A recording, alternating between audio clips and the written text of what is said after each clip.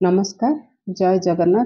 आज रेसिपी आपण मानक बहुत ही बढ़िया लगे। तो आपण मैंने फूलकोबी नाड़ को जदि फोपाड़ी दौरान तो आज रेसिपी देखला पर आपण जमारू फोपाड़े। आज बनवा बिना पियाज रसुन जो फूलकोबी नाड़ को नहीं गोटे रेसिपी। तो स्वागत कर देसी फूड कोर्ट ओडिशा को। तो देखिपे मुझे ढेर सारा नहीं फूलकोबी जो फूलकोबी काढ़ला पर तार नाड़ सबू।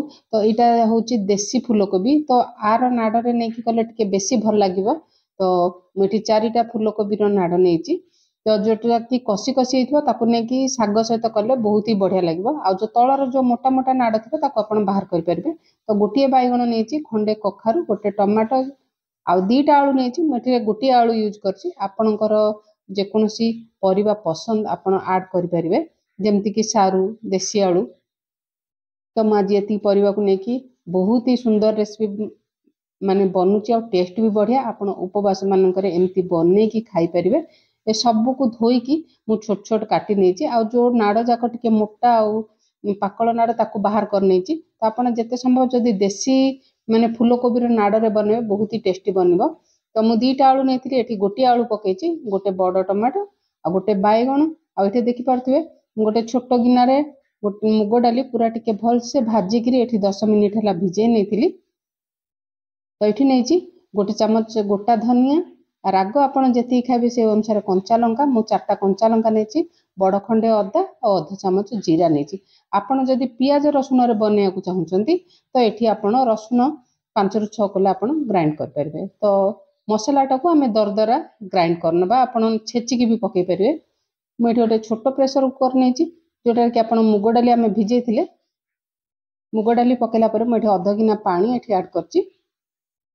तो आप प्रथम ही बेसी पानी देवेनि जो थर कि मुग डाली आपणकर फूलकोबी नाड़ बेसी सीझीज। तो मुग डाली पकेला ये मु जो फूलकोबी नाड़ को ऐड कर नहीं।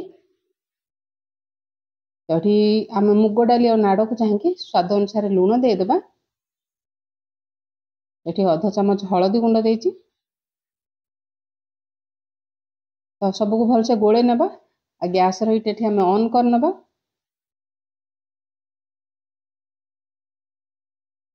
तो ये प्रेसर लीड बंद करके मीडियम हिट रे 2टा हुइसिल आसवाक देबा। तो मुग डालटा बेसी सीझीगले तो भल लगे। तो मीडियम हिट रे 2टा हुइसिल देबा। से भितर चलते आम रेसिपीटा स्टार्ट करना। ये मुझेतु अरुआ माने बिना पियाज रसुन बनाऊँगी तो मुझे रिफाइन तेल नहीं। आपड़ जदि पियाज रसुन बनवा चाहते सोरष तेल भी नहीं पारे। ये तेल तातीगला मु अल्प हेंगु देती। तो हेंगु पकेला मु गोटारे 3टा सुखिला लंका देती। आपन जदि कंचा लंका अल्प यूज कर तो सुखिला लंका को आपन भांगिकी पकई पारे। तो सुखिला लंका भलसे भाजी हो गलानी।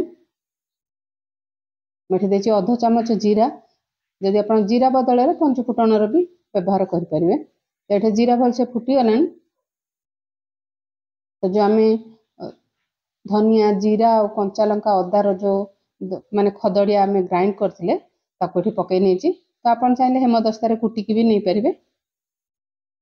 तो आप जिते पानी देकी चिकन करके बाटिबा अपेक्षा आपड़ एमती खदड़ कर ग्राइंड करूँ बिना पानी रे बहुत ही टेस्टी बनूची आ बास्ना भी बहुत बढ़िया आसुची। जो टमाटोटा काटिक रखी पकई नहीं। तो आपड़ एमती केबे बनैथिले कि निश्चिंत कमेंट करी कहिबे। आ थरटे बनातु आपणकर जेबे भी एमती फूलकोबी नाड़ आसूची आप निश्चिंत एमती बनइबे। तो ये आज जो परिवा आम आलू बैगण कखारु काटी पकई ना। तो मीडियम हिट रे परिवा को 2 मिनिट भलसे भाजी नेबा।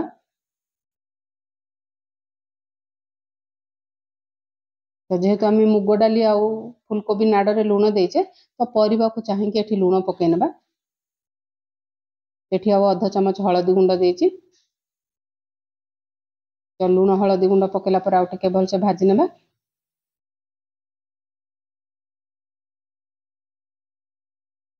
तो आज रेसिपी जब भल लगुच तो वीडियो को निश्चिंत गोटे लाइक करूँ। तो ये आम कवर करना प्राय 2 ରୁ 3 मिनिट लो फ्लेम रे।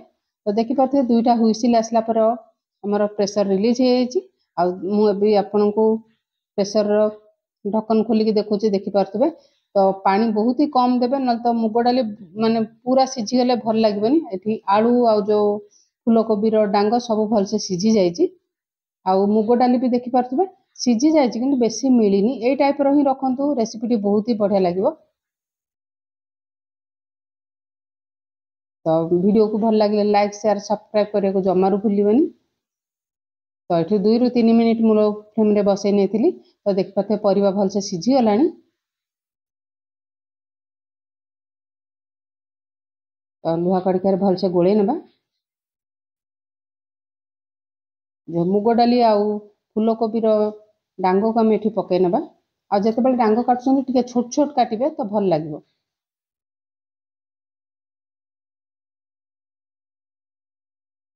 जदि आपको पियाज रसुन रे बनवा चाहते सेमती भी बनइले भी बहुत ही बढ़िया लगे। जेहेतु मुझे गुरुवार रे बनई तो मुझे बिना पियाज रसुन रे बनई तो भलसे गोलेला पर ये प्रेसर धोईकी अल्प पानी दे दीजिए।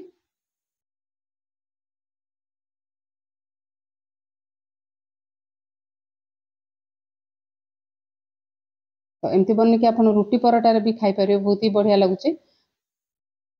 तो ये मीडियम हिट रे 2 मिनिट कभर करनबा।